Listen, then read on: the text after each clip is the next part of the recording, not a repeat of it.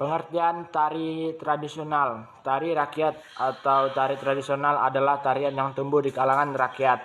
Ragam tarian rakyat tumbuh menurut letak geografis seperti daerah pegunungan dan pesisir pantai. Hal ini yang membedakan bentuk dan dinamika tariannya. Assalamualaikum warahmatullahi wabarakatuh. Perkenalkan, nama saya Abdul Ghani. Saya akan menjelaskan nomor 2. Jenis-jenis tari tradisional berdasarkan eye-testiknya. 1. Tari rakyat, juga disebut dengan tari klasik, yaitu tari yang lahir dan juga berkembang dari budaya masyarakat lokal. Jenis tari tradisional ini memiliki ciri khas, yaitu memiliki nuansa sosial, memiliki gerak rias dan kostum yang sederhana, serta merujuk pada budaya masyarakat lokal. Contoh tari rakyat: tari tayub, orek-orek, tari piring, sidren, dan lain-lain. 2. Tari klasik, yaitu tari yang lahir dan juga berkembang di lingkungan keraton.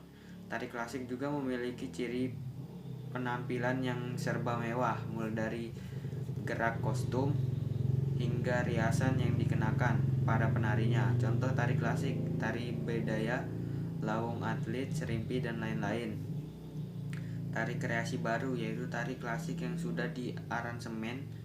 Tari ini berkembang sesuai perubahan zaman. Tari kreasi baru umumnya diciptakan atau dibuat oleh para panar tari. Contoh tari kreasi baru yaitu tari kupu-kupu, merak, roro ngimpel, mani putri, dan lain-lain sebagainya. Assalamualaikum warahmatullahi wabarakatuh. Saya Muhammad Taufan Nazir akan menjelaskan pertanyaan nomor 3, yaitu jenis tari berdasarkan fungsinya. Tari sendiri terbagi atas berbagai jenis. Yang pertama, tari upacara. Tari upacara merupakan bagian tradisi dari tradisi yang ada dalam suatu kehidupan masyarakat yang sifatnya turun-temurun dari generasi ke generasi dan berfungsi sebagai ritual. Tari upacara pada umumnya bersifat sakral dan magis. Pada tari upacara, faktor keindahan tidak terlalu diutamakan. Hal yang diutamakan adalah kekuatan yang dapat mengaruhi kehidupan manusia atau hal-hal di luar dirinya. Adapun ciri-ciri tari upacara sebagai berikut: diselenggarakan pada tempat dan waktu tertentu, bersifat sakral dan magis, hidup dan berkembang dalam tradisi yang kuat sebagai sarana untuk persembahan atau pemujaan, ditarikan oleh penari yang dipilih dan dianggap suci. Gerak tari imitatif atau meniru gerak-gerik alam sekitar. Contoh tari upacara sebagai berikut: tari beksan merupakan tari upacara pernikahan di daerah Yogyakarta.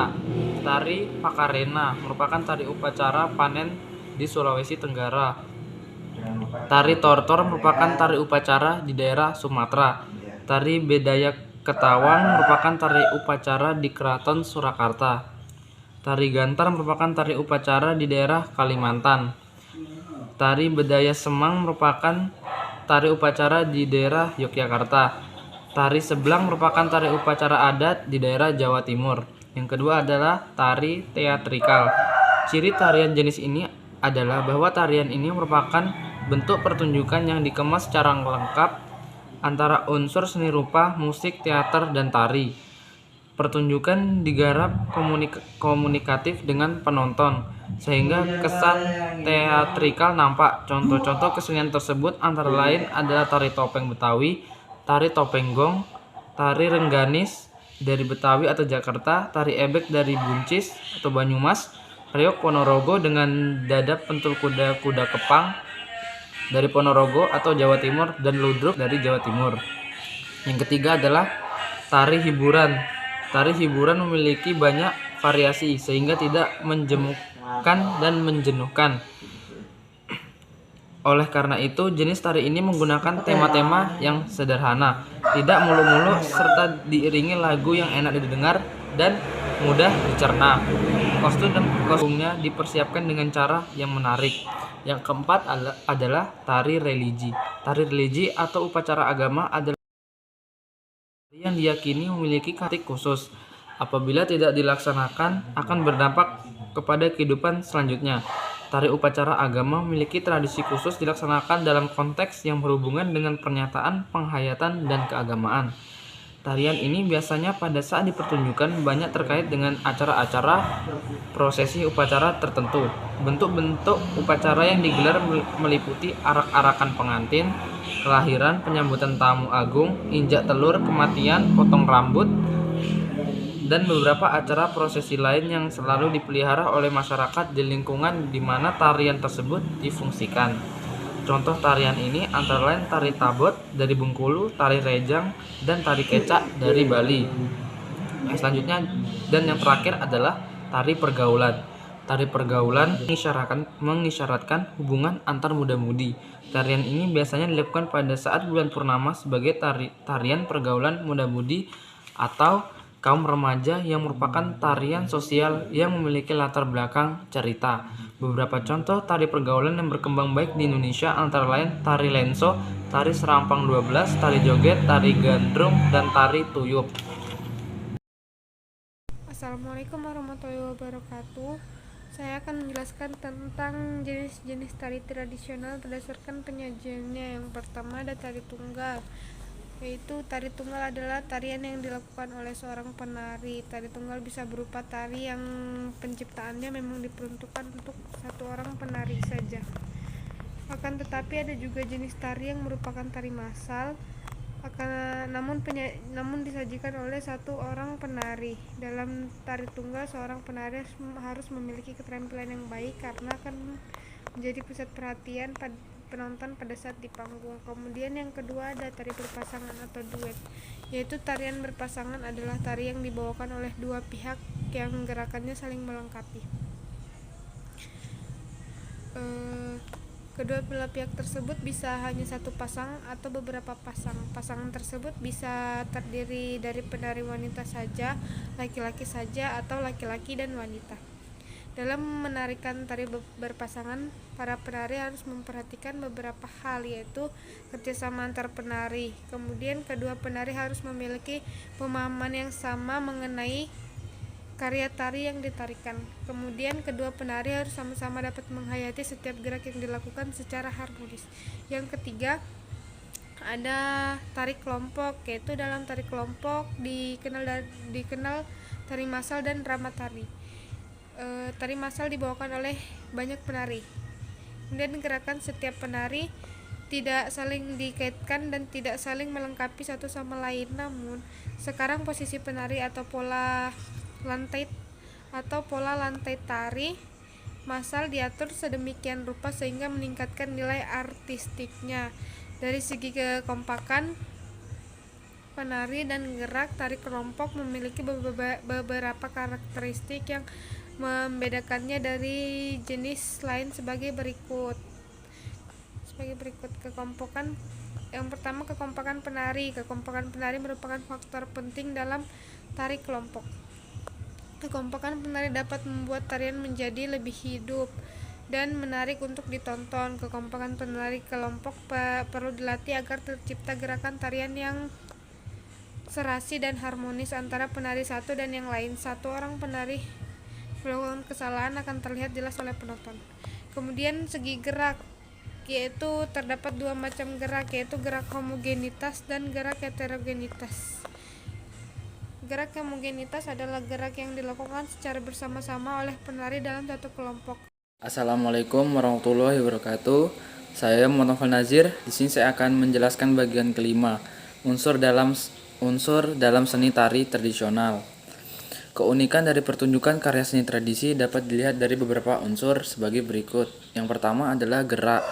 Pada gerak tari juga terdapat unsur-unsur pokok sehingga terwujud gerak-gerak yang indah. Unsur-unsur pokok dalam gerak tari yaitu tenaga, ruang, dan waktu. Berikut akan diuraikan mengenai unsur-unsur pokok gerakan tari.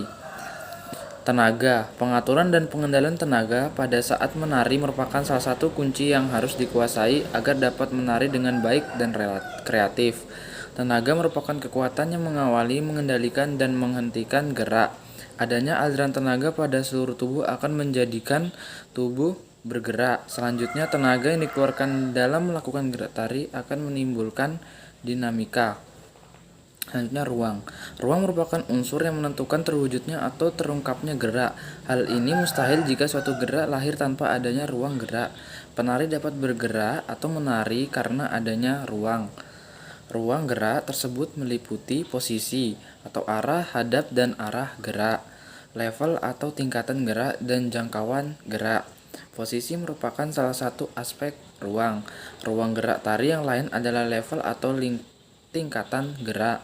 Gerak tari memiliki jangkauan gerak tertentu, artinya setiap gerak tari memiliki ruang gerak tertentu. Dalam rangkaian-rangkaian gerak yang diungkapkan oleh penari terdapat perbedaan atau kombinasi penggunaan arah hadap, arah gerak, jangkauan gerak, dan pengaturan level-levelnya. Hal itu memunculkan kekontrasan. Selanjutnya, kekontrasan itu akan menghasilkan aksen-aksen yang memberikan kesan menarik dan penuh kekuatan. Disinilah letak potensi lahirnya dinamika ruang. Selanjutnya, waktu. Unsur waktu dalam ruang lingkup seni tradisional didominasi oleh ritme gerak dan tempo gerak. Ritme gerak adalah elemen atau detail waktu dari awal sampai berakhirnya suatu gerak atau rangkaian gerak. Adapun tempo adalah ukuran waktu untuk menyelesaikan suatu rangkaian gerak atau gerakan-gerakan. Misalnya, gerakan seorang penari berlari-lari kecil dari arah belakang ke arah depan. Tempo dalam gerakan tersebut merupakan sejumlah waktu yang diperlukan penari untuk dapat bergerak dari belakang sampai ke depan. Adapun ritme adalah geraknya dapat dilihat dari detail-detail waktu atau irama langkah kaki penari. Untuk menunjukkan dinamika tempo atau waktu, seorang penari harus mampu mengontrol irama gerak. Selain itu, penari harus betul-betul cermat dan penuh kontrol dalam mengatur perubahan-perubahan dari ritme atau irama yang cepat ke yang lambat, atau dari tempo yang pendek ke tempo yang lebih panjang. Yang kedua adalah iringan. Musik iringan tari merupakan musik yang berfungsi sebagai pengiring dari sebuah tarian. Tari gaya tradisional selain dicirikan melalui keunikan gerak tari, dapat juga dicirikan dari iringannya.